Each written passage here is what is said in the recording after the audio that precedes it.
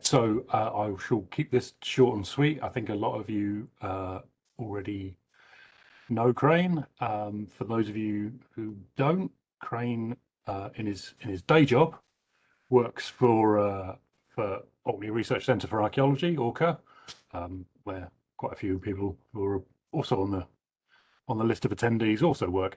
And Crane is responsible for all of the geomatics and illustration and GIS and LiDAR and all of those kinds of things.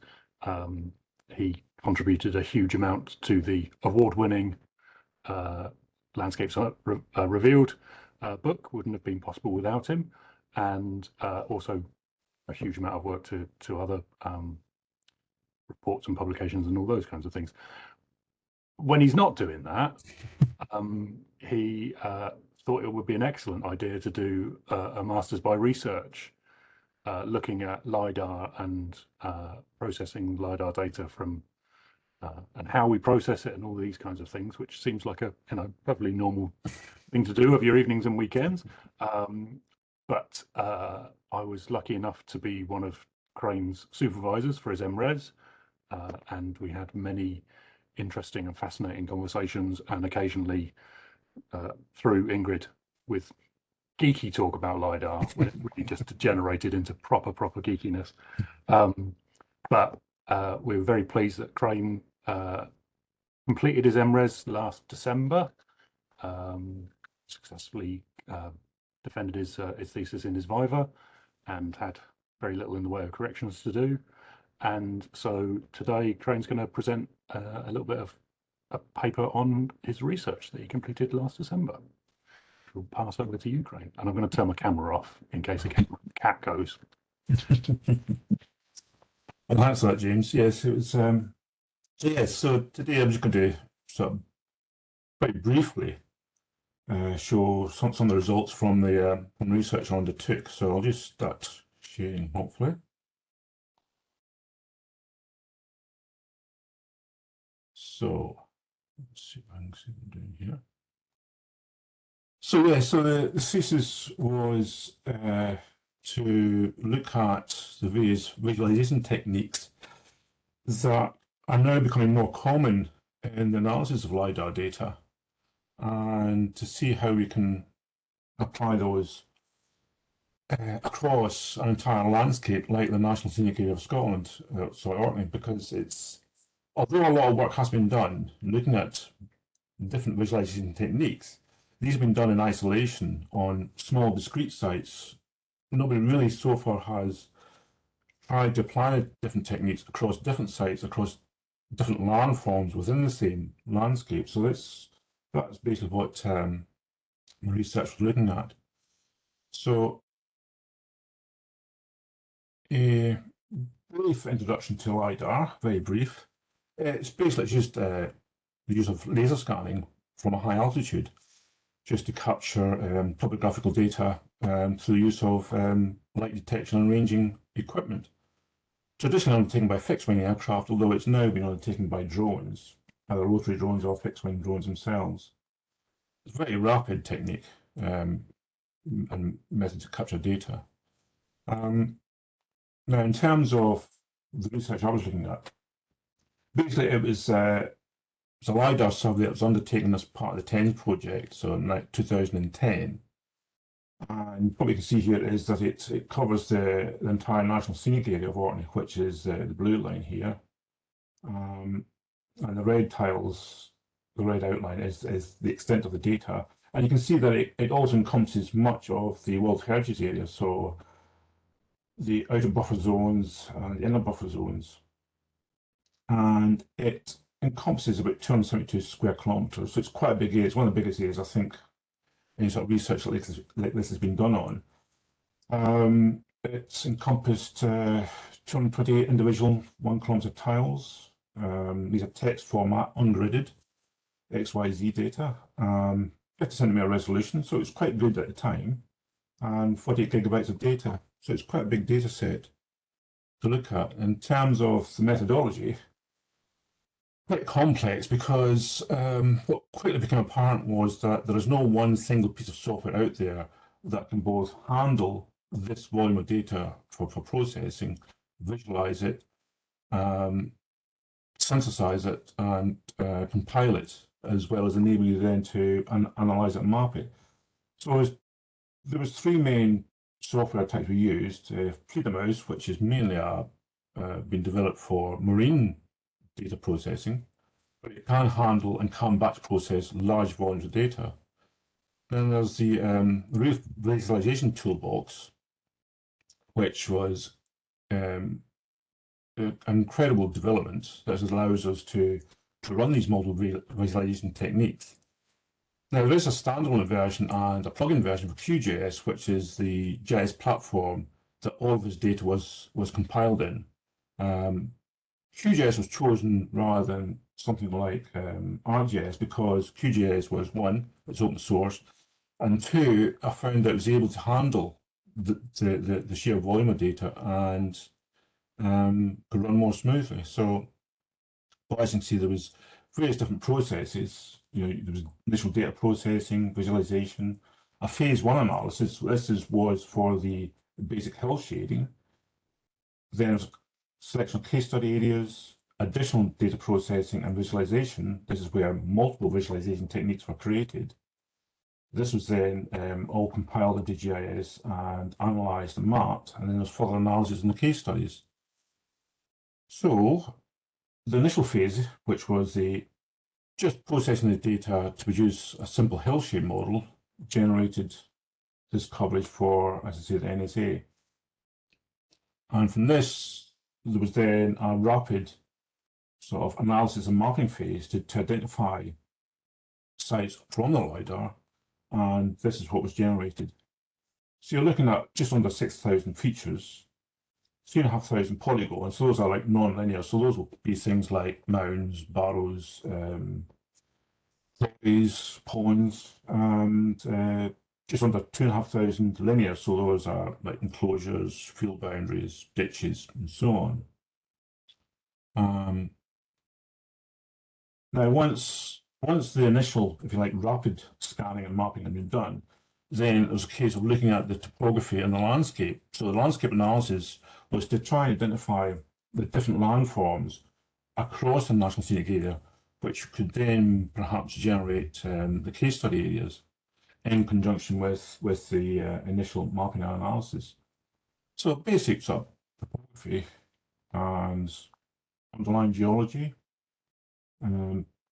identifying the landforms, and then the historic land improvement schemes as well. And finally, modern landscape use. So all of these all sort of tied into an understanding of how the landscape was formed and how it's been utilised, as that may impact on the analysis of LiDAR data. So once those have been undertaken, it was then a case of trying to identify the case study areas. Now, one of the snags I hit, was that as part of the research, there was going to be a phase of ground truthing. Now, this would involve going out and visiting sites. Unfortunately, this coincided with the start of the COVID pandemic and the first lockdowns. So there had to be a rapid change of approach.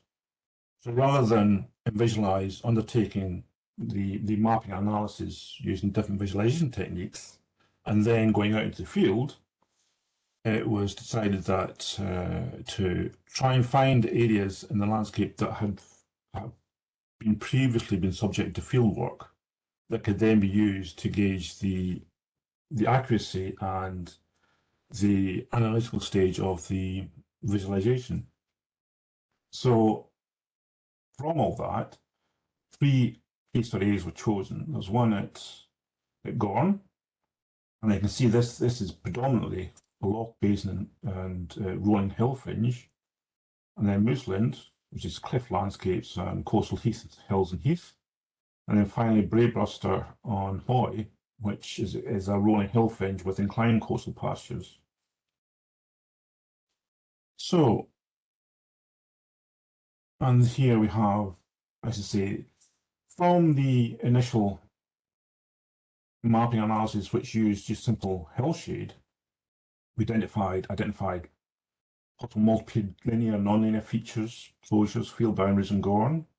There was a walkover survey that was available to, if you like, ground truth it. Mooseland, it has extensive rig and furrow and farmsteads, multi-period mounds, platforms, had also been subjected to walkover survey and targeted geophysical survey. And then finally, Braybristol and Hoy, we got the quite well-known square barrow cemetery, which has been subjected to walkover survey, geophysical survey, and a targeted excavation. So these are all hopefully going to be quite useful in terms of being able to evaluate, as I say, the LiDAR data itself. So if we have a quick look at some results from, case study area 1. So this is Gorn. So prior to the analysis of the LiDAR, this is what we knew of Gorn. As you can see, there's just 4 known sites here in a very blank landscape. You've got the possible mound and barrow with a scheduled, which is now a scheduled monument here at 2138. You've got a possible souterrain and a possible broch or chapel here, and then we have a possible building Gorn at 182914. So that's to say, pretty much a blank landscape. And as you can see, I mean, from the one site visit I was able to take before COVID, it's very flat with predominant pasture, and you can see crops in the foreground. A lovely day as well. Now, from aerial photographs, again, there's nothing much showing. There's a suggestion of something at this site called A, which is where those photographs were taken from. And if you have a look at the very simple analytical Hillshade for that area, what you can see, however, is that there is now a suggestion of features turning up. You've got some, it looks like enclosures here and here. And if we mark that, this is what we start to see.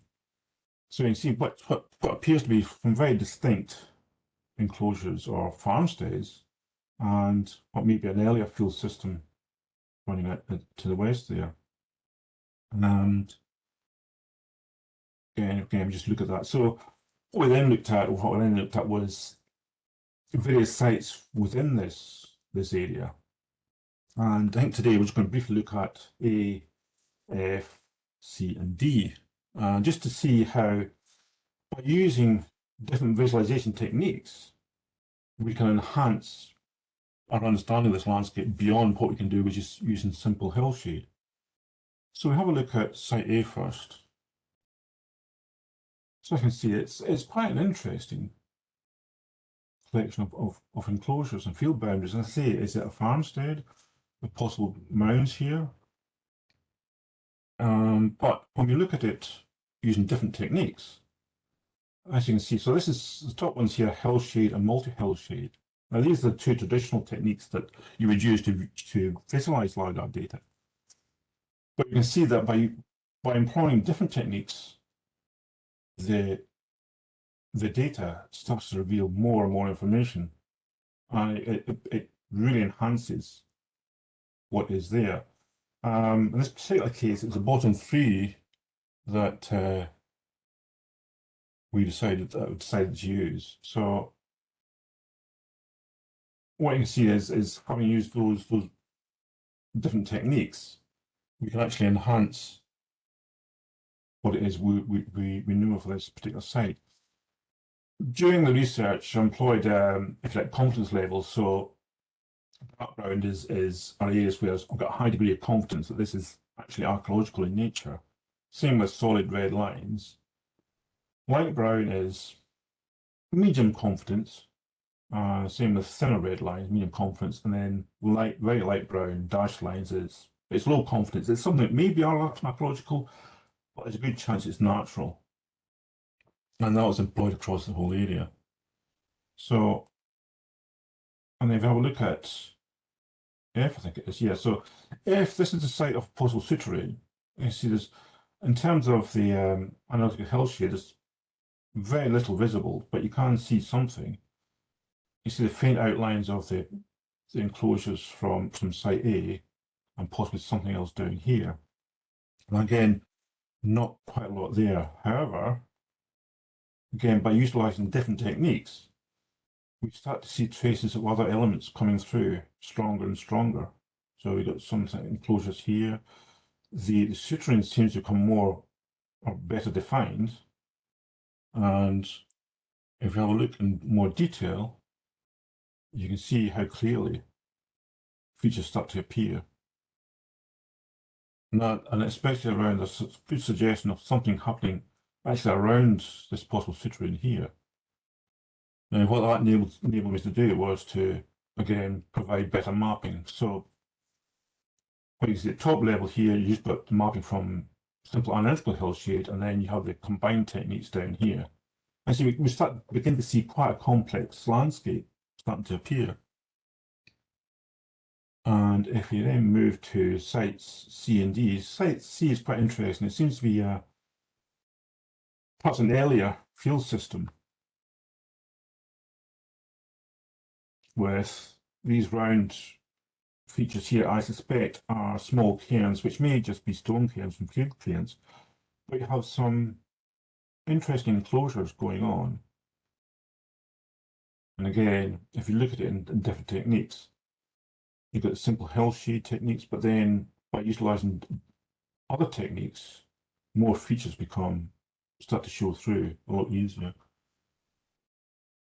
And again, if you compare the different mapping levels, so you can see how, as I say, things become much more complex. And finally, we have a look at site D. This is a mound or barrow. And again, from the aerial photo APs, not a lot really can be seen. But one of the advantages of using LiDAR is that it's not just a two-dimensional image that you can generate. Once you have your LiDAR data, and especially using software like QGIS, you have plugins available that allow you to, as quickly as just clicking a mouse, generate profiles across that data set. So here, although there's nothing really dominating the aerial photograph from the LiDAR cross-section, you can see there is actually something quite nice there. But again, from the analytical hillshade, this is all that appears. But again, if we start to utilize different techniques to visualize the data, we start to see something very interesting. So this is the hillshade, and even with multiple hillshade techniques, although the barrow itself is well defined, by utilizing different visualization techniques, we start to see the ghost image of something else suddenly starting to appear. Now, what it could be is that these could be, well, these are depressions, so it's possible that these are bodies associated with the construction of the mound. And again, once you compare the two sort of degrees of mapping, it's starting to enhance our understanding of even individual sites. So this is very briefly for site one. And as you can see, if you go back to what we knew originally, even simple analytical shading start to fill in a lot of the blanks. But it's only when you use multiple techniques, you start to see a much bigger picture of something there that's hidden.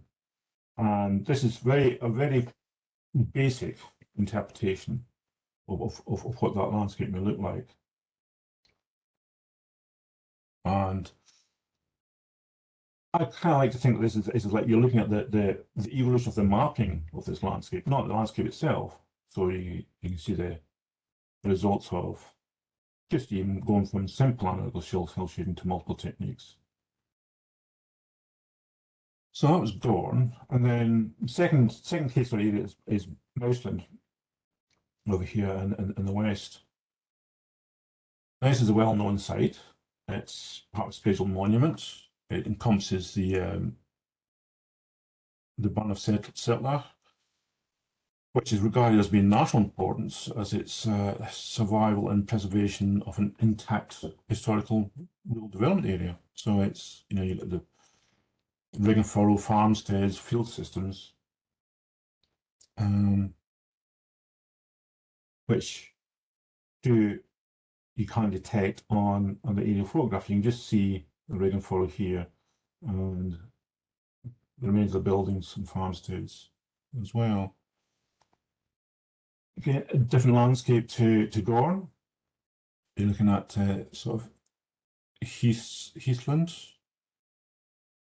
And if we look at the initial Hillshade mapping, you can see that the LiDAR has detected both rig and furrow and the coastal house structures, as well as the dikes and headland dikes, but also an area of peat extraction, which is possibly associated with the farmsteads in the scheduled monument. So the initial mapping from the LiDAR, this is what we have. Now, again, looking at different areas, this is the peat extraction area, using different techniques. So I see from Hillshade and even multi-Hillshade, by utilising the different techniques, we start to see an enhanced version of what the data may be representing, particularly when you get into these visualizations here. And what that does is that then allows us to enhance our own mapping and expand it to get a greater understanding of what is happening. And we may be looking at certainly different phases of activity and extraction within that particular area. So again, if we look at Site C, just back here, so Site C is in the middle of it here. And again, you can just have using different techniques, we can start to see in greater detail some of the elements on the hillshade. Now, the thing I would say is that what I found is that you start to look at multiple visualizations at the same time to try and understand the nature of the archaeology and what features are doing, especially when you're trying to map the data. But what this has done is, again, it's greatly enhanced our knowledge and the mapping of these features. And you can see that it's the rig and furrow, the building structures, and possible prehistoric mounds. So again, so for the entire area, you can see how the top one here is just from simple analytical hillshade, and then the bottom area, the bottom mapping is from utilising multiple techniques. And so initial mapping, and again, the final mapping phase with potential interpretations. So it's providing us with a much more detailed understanding of what's actually happening, even within a well-known area. Now, one of the advantages of using Muslin was not just the extent of field work that had been done, but also the targeted geophysical survey. Have a quick look at some of those images. So, for example, here you can see how there's a very good match between the rig and furrow and also the sheepfold and mounds over here at 10, and the possible prehistoric mound down here at 21.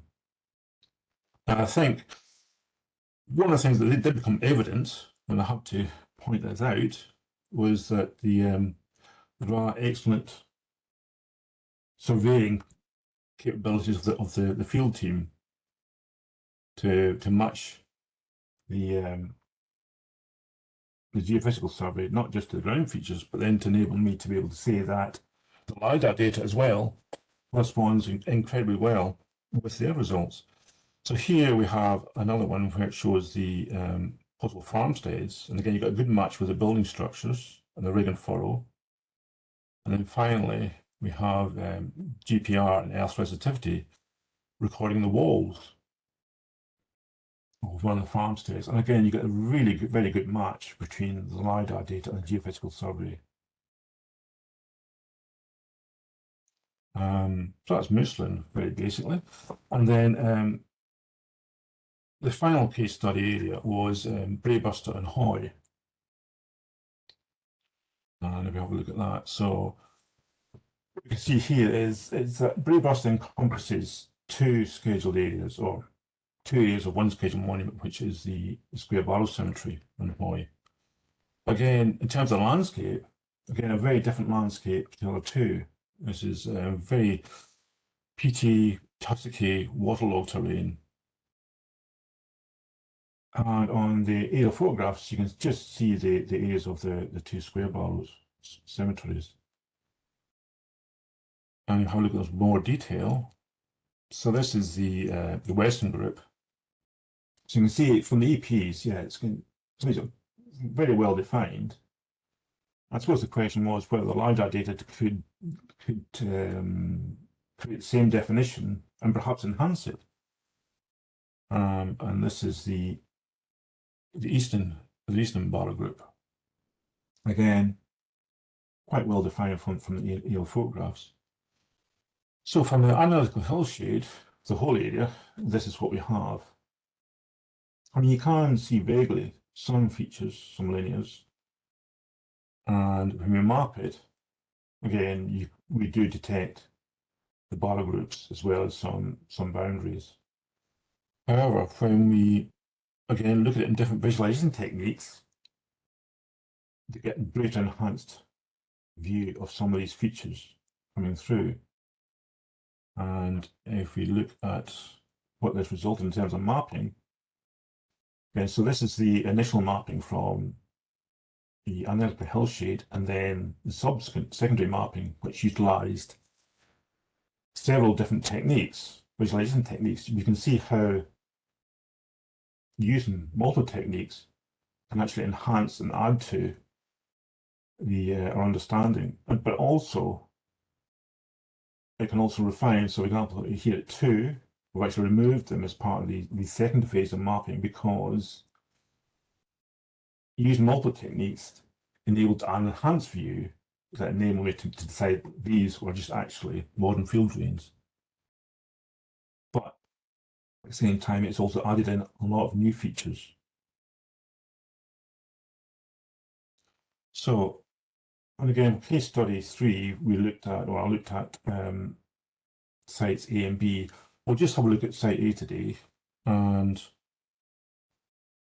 what we have here. So site A, you can see that, yeah, you can detect it in the analytical hillshade and even multi-hillshade, but it's only when you start to use different techniques, different visualization techniques, that you can really get a better impression of the square barrows. And again, if you look at some of these in better detail, so the top one is a technique called local dominance, and you can see it really does define the barrows well. And second technique down here, this is a blended technique, which is a visualization of archaeological topography. And you can see that it's very different visualization to local dominance, but it enhances some elements that are very useful when it comes to mapping this type of data. Now, how does that compare to the analytical hillshade? So you can see that from the initial mapping, this is what we have, and then from these combined techniques, again, it's enhancing and expanding the features that we've been able to detect. And the same is true for the second area, site B.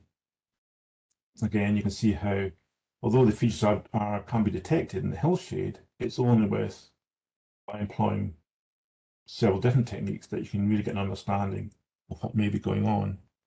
And again, if you look at 2 of these in detail, it's again really well defined with the archaeological visualization topography.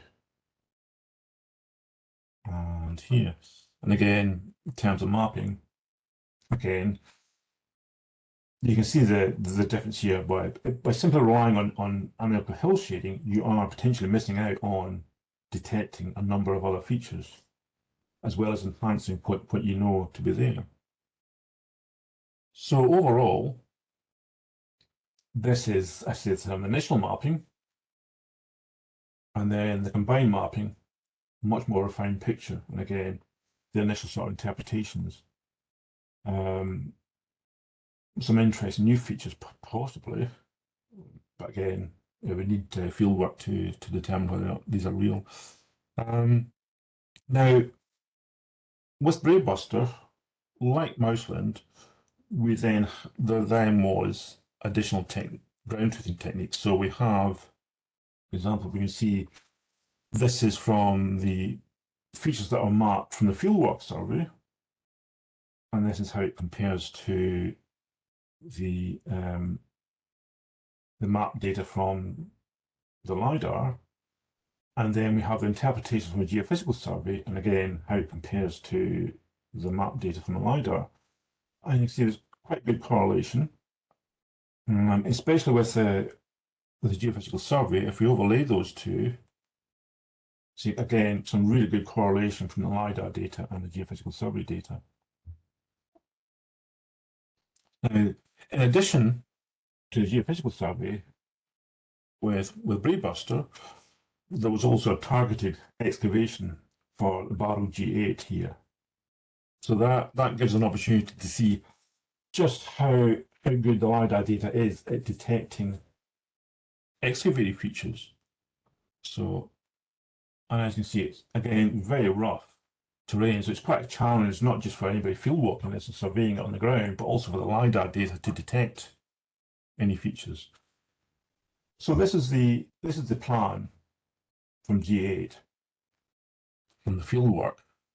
And if we overlay that with the data map from the LiDAR, you get, again, incredibly good correlation in the two data sets.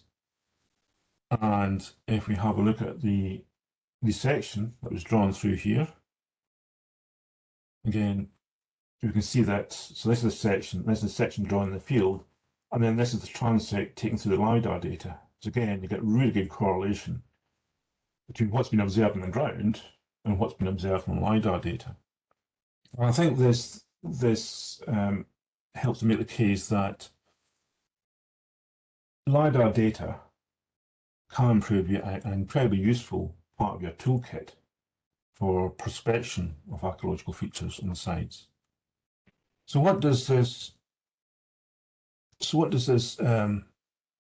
tell us in terms of visualization techniques as a whole? Well, if we compare the different techniques used across the three areas, what we can see is that for Gorn, Site 1, the predominant technique used is one that's called simple local relief modelling.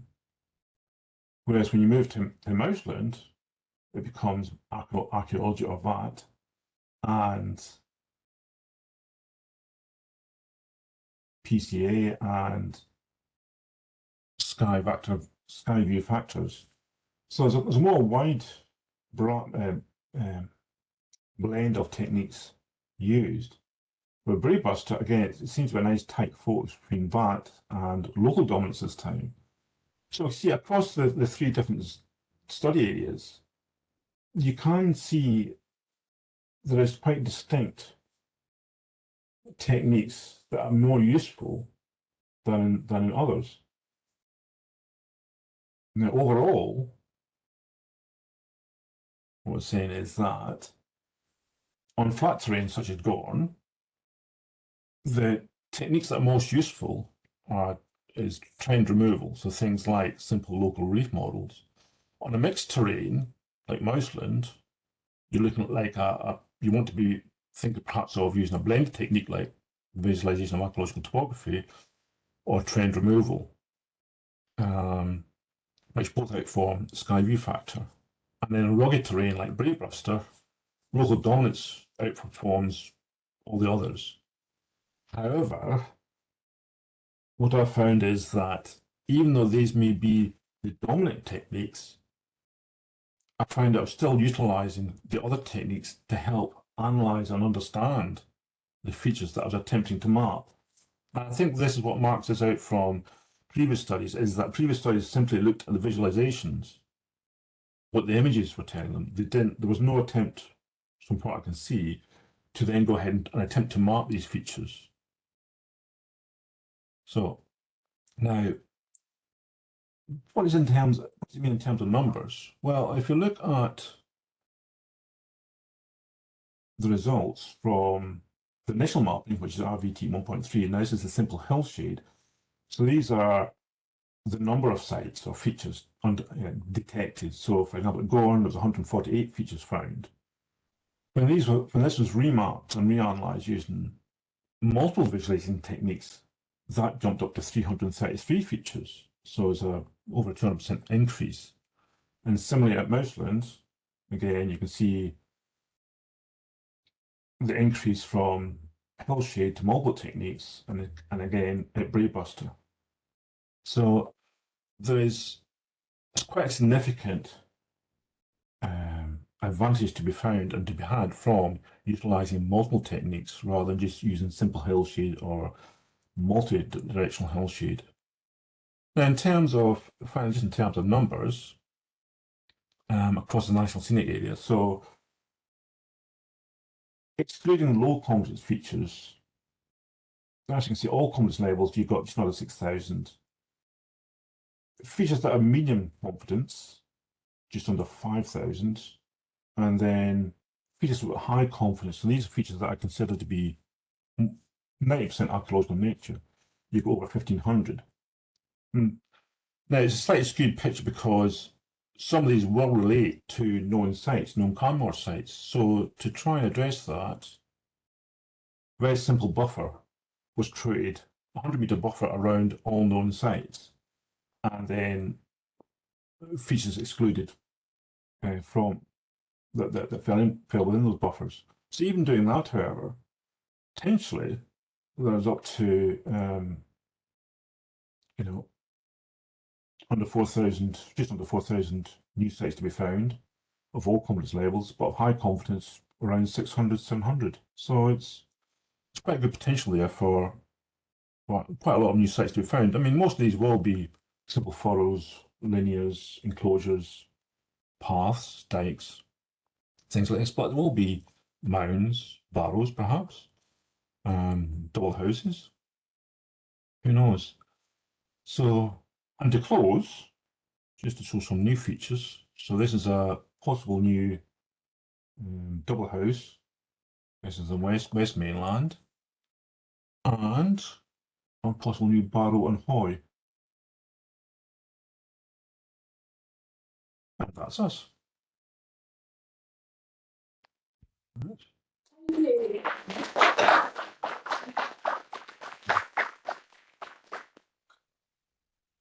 So I hope that was interesting. Too much data to try and present everything at once. He was sitting very quietly until you stopped talking, and then he moved. So I don't know what that says. Thanks very much, Crane. That was brilliant.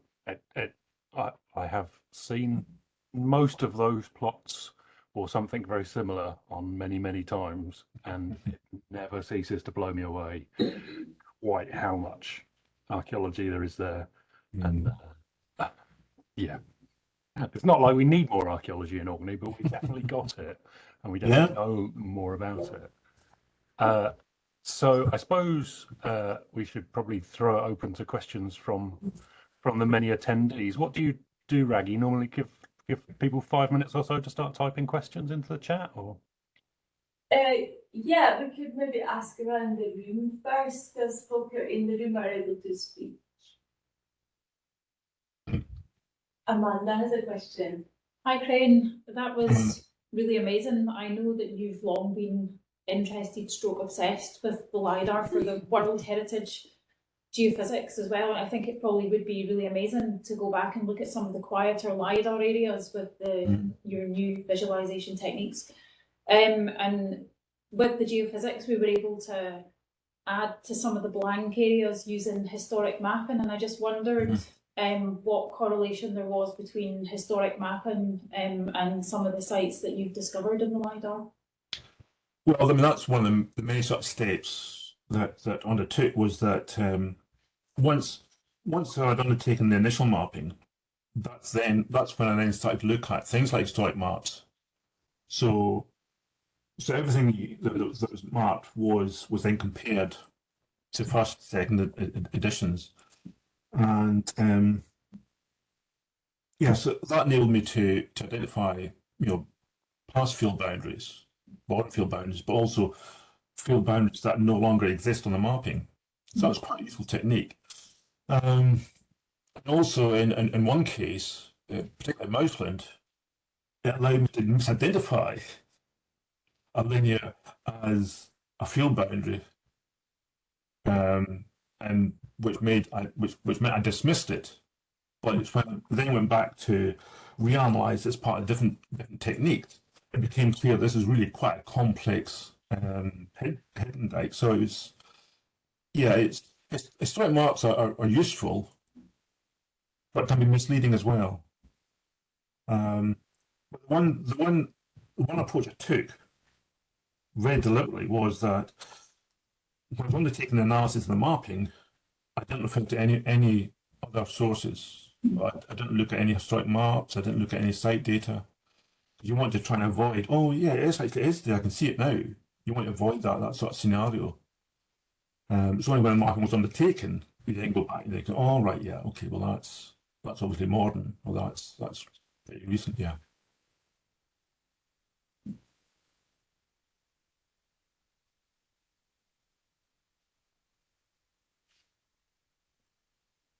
I think that's a really good point, and it's very similar to what we do with the geophysics when we're collecting that data. I think the temptation is always there to look to see if you can see anything that you already know about, but actually you need to look at the data first and then go from there. Yeah, I mean, it's why, sadly, I didn't include any of the World Heritage Area sites in my study, because I felt there was a danger of being knowledge bias, for want of a better phrase. Because if you go into an area where you're already familiar with the archaeology, the temptation is be subconsciously to actually find it in the LiDAR data, or as you say, in the geophysics data. So I might try and avoid all that.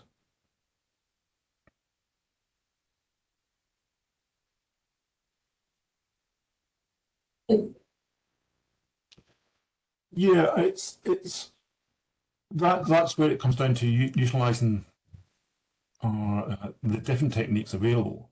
Some will you will be able to discern what is natural and what isn't from the LiDAR by utilizing the different techniques, whether it's local dominance or whether it's slope analysis. So I think that's why it's important to not restrict yourself to any one or two techniques, but to visualize the data using as many techniques as you can, because then that gives you that broad, if you like, broad band to look at. So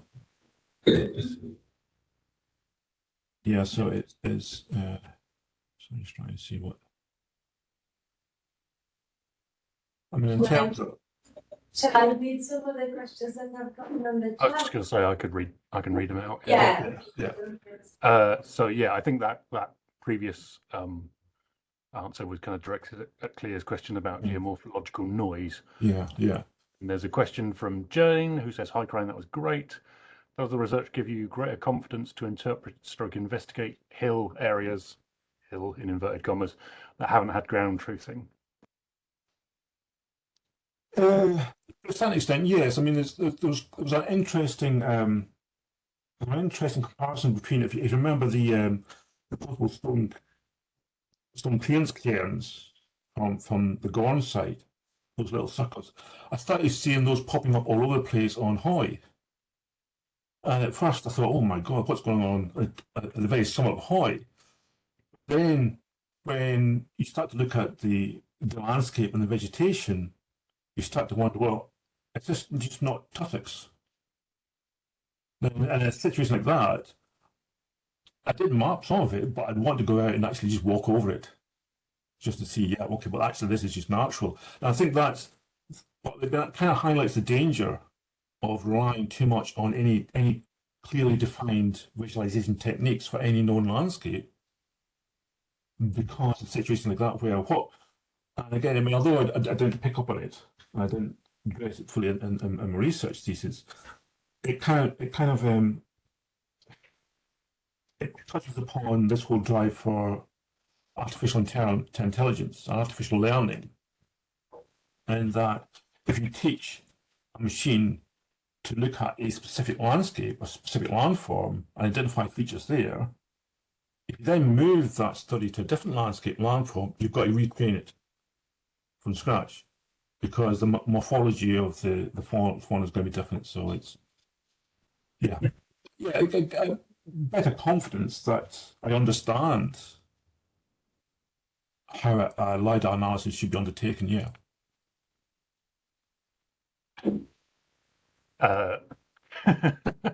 Chris has kind of asked a question which I think you've already addressed. Chris asks, will he be out of a job? Could LiDAR replace wallpaper?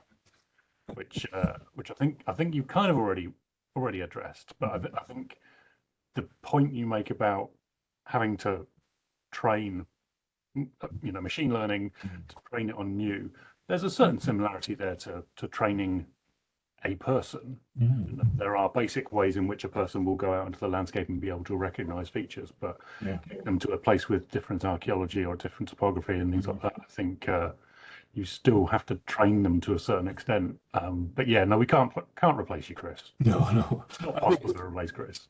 I think what I find as well is that, now I haven't looked at this data myself again for 2 months. I guarantee you, if I go back in and look at some of this data again, I'll go, oh, how the hell did I miss that? You're always learning. I mean, as your own understanding of the data increases, there's a temptation to go back and reevaluate it. But I don't see LiDAR, even using multiple techniques, replacing good, honest, hard graft on the ground. What I do see is it's an additional part of your toolkit. And it could be something that you could utilize for large walkovers ahead of your walkover. So perhaps to identify areas you want to target, especially if you've got long pipelines to undertake or remote areas, it might provide you with the ability to give you a heads up of what the archaeological potential is, so you can then deploy your resources, as required. Yeah, there is a fairly nerdy mapping question from Anna Esteroth. Fascinating research, Crane, brilliant. Do you use magnetic north or true north? If magnetic, do your records include the date for ease of conversion at a later date? No. I just use Cartesian north for these. Yeah. Which I suppose is magnetic north to some degree, but yeah, no, I haven't gone to.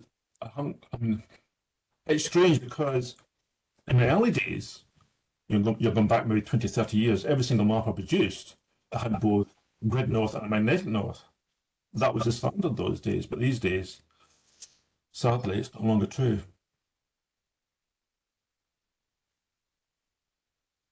Just trust the Ordnance Survey and the GIS and the GPS to tell us where everything is.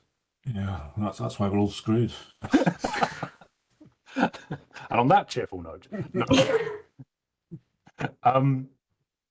So I suppose not to put you too much on the spot, but what's next? Well, I mean, I would love to be able to continue the research for the National Scenic Area, to employ all the multiple techniques, because I think it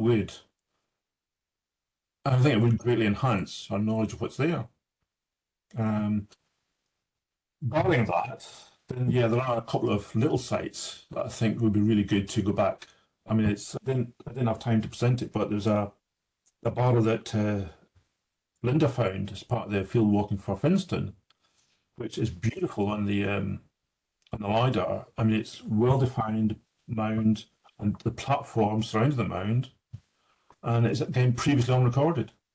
I think it's an excellent little project there, both for geophysics and maybe a bit of a trial trench.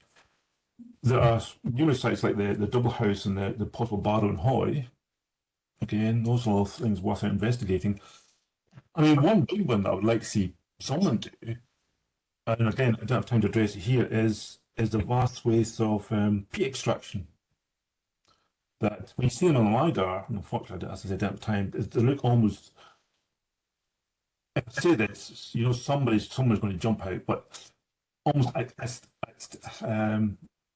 something that Mayans and Aztecs have created in terms of the geomorphic designs to it. But I mean, I think it's a great project there to try and understand the local community approach, whether it's dealing with farmsteads in terms of individual farmsteads, because you can detect sequencing within the extraction. Now, is this sequencing down to, let's say, individual farmsteads, individual communities? So there's a nice little project there. And I did map it, and there was too much of it, so I just drew an outline. Yeah. Oh, and I suppose the other big projects which I'd be very tempted by is that there's an even bigger area of LiDAR data being released from Historic Scotland, covering my own home area of Dumfries and Galloway.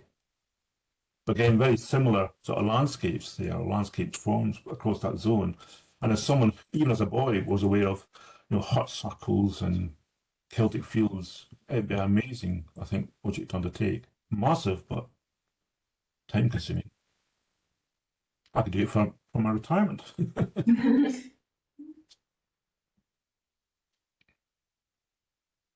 And if anybody is wanting to read your thesis or any more detail on the research, is that available online somewhere? I'm going to make it available online. Yeah, it'll be uploaded.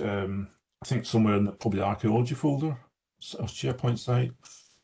Yeah, I mean it's a vast amount of data there because I've also created an atlas of the entire National Scenic Area. So the atlas shows both. I don't know if I've got time to maybe show that. Let's have a look.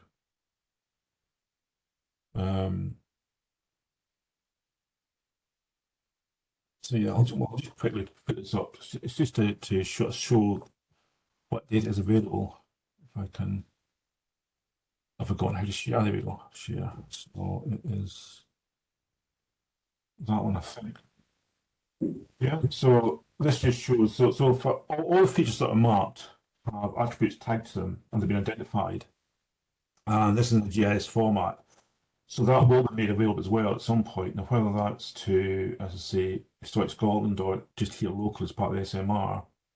But there's pages and pages of it. But also, what I've done is as I say, I've created a map index. So this basically going too fast. So yes. Seeing that, are you sharing content? Oh right, sorry. So yeah. There. Right, yeah. So as I say, this is the map index I've created on map book atlas. So it's I think it's about 400 pages there, I think. So it's basically where I've indexed areas where there's no archaeology been present, and each it's done by individual 1 kilometer tiles. So as I say, it'll show you both the image and also any interpretations that are marked from it. So hopefully that'll be useful. Yeah, so this is actually going here. So and the more detailed mapping from the case studies, we'll see if Historic Scotland can take that as well. And then a copy of the thesis itself will go up, as I say, on the Archaeology SharePoint site at some point. Yeah. I'm sure Canmore can handle thousands and thousands of polygons. Yeah. It won't in any way break and fall over. Yeah. No. Thanks very much, Crane. I think that was brilliant. I don't know that we've got any other questions from anybody, unless there's anybody in the room in the college. Oh, there's a wave of a hand.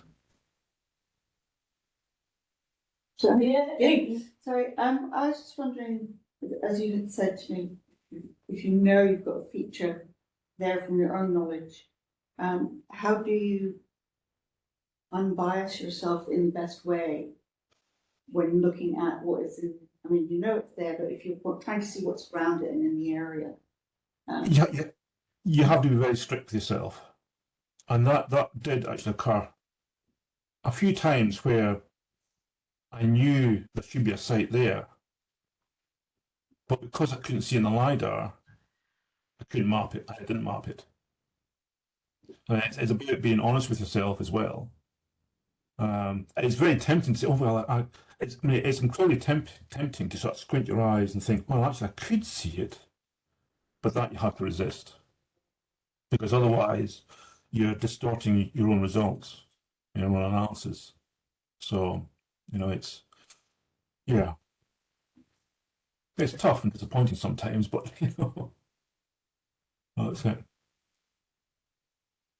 And you have to be honest as well when you make mistakes. Like when I was saying, the first phase of mapping, I dismissed, a really good dike because I thought it was just a modern field boundary, and it's that because the modern field boundary does actually run over it. Okay. But with enhanced techniques, you could actually see it in more detail, and how complex this was. Well, that's not a fence line. That's actually something else. Yeah. And you also have to be strict when if the first phase, the Arnold Hill chain, you thought you mapped a new mound, but in the second phase you think, well, no, actually it's not. So you have to remove it, So yeah, but no, it's just about being strict and honest with yourself.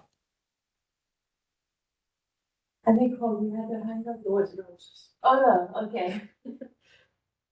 In that case, if there's no more question, I would just like to announce the next seminar, which is on Thursday, the 27th April. So normally we have these on a Friday, but next one is on a Thursday at 4 p.m. 27th April, and the speaker is Martin Schneider. And he's coming from Germany. He'll be here in person to tell us about the excavations on the island.